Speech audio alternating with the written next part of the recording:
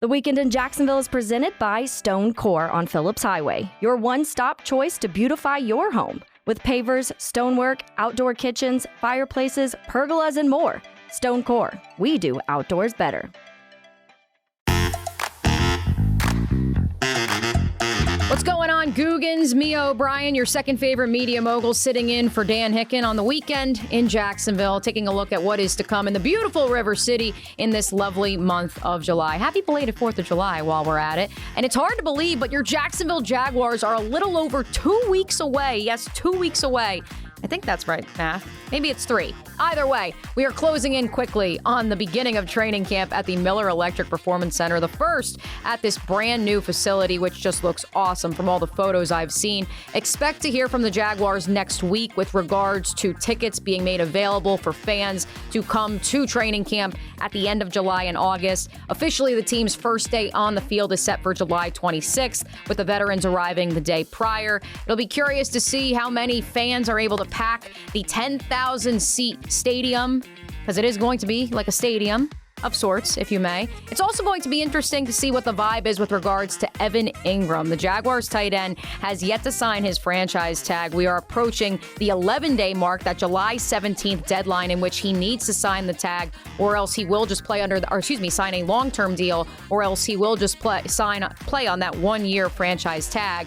It's very interesting for me because certainly you understand that with the Amazon deal coming in, there's going to be a lot of money to be made regardless of your position or your current contract situation next offseason. But if you're Evan Engram and you're coming off of this career year, you love it here in Jacksonville, you love the people, you're playing with a Super Bowl winning head coach, a quarterback who looks like he's primed to go to a Super Bowl. Let's say you bet on yourself. You say, I'm going to go with another 1-year deal. Heaven forbid you get hurt. Or how about a good situation if you're a Jags fan? There's not enough catches to go around. Calvin Ridley, that addition, drops the numbers for Zay Jones, for Christian Kirk, and Evan Engram in his 70 catches from a season ago.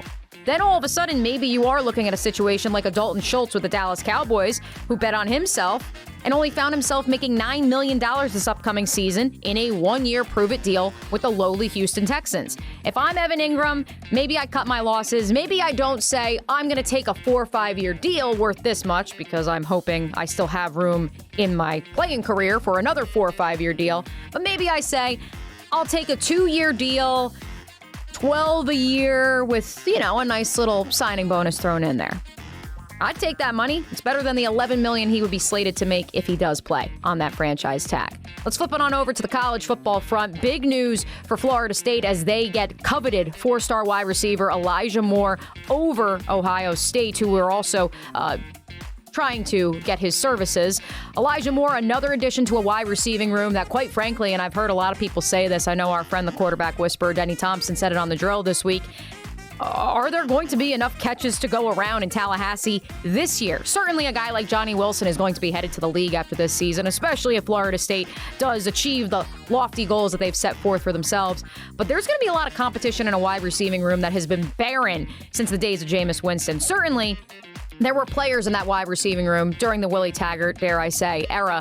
But I don't think anything similar to what Mike Norvell is building. I think for Mike Norvell, it's just a positive step in the right direction yet again, because he's become this guy that people say, oh, he's just going to tap into the portal and get instant Band-Aid fixes.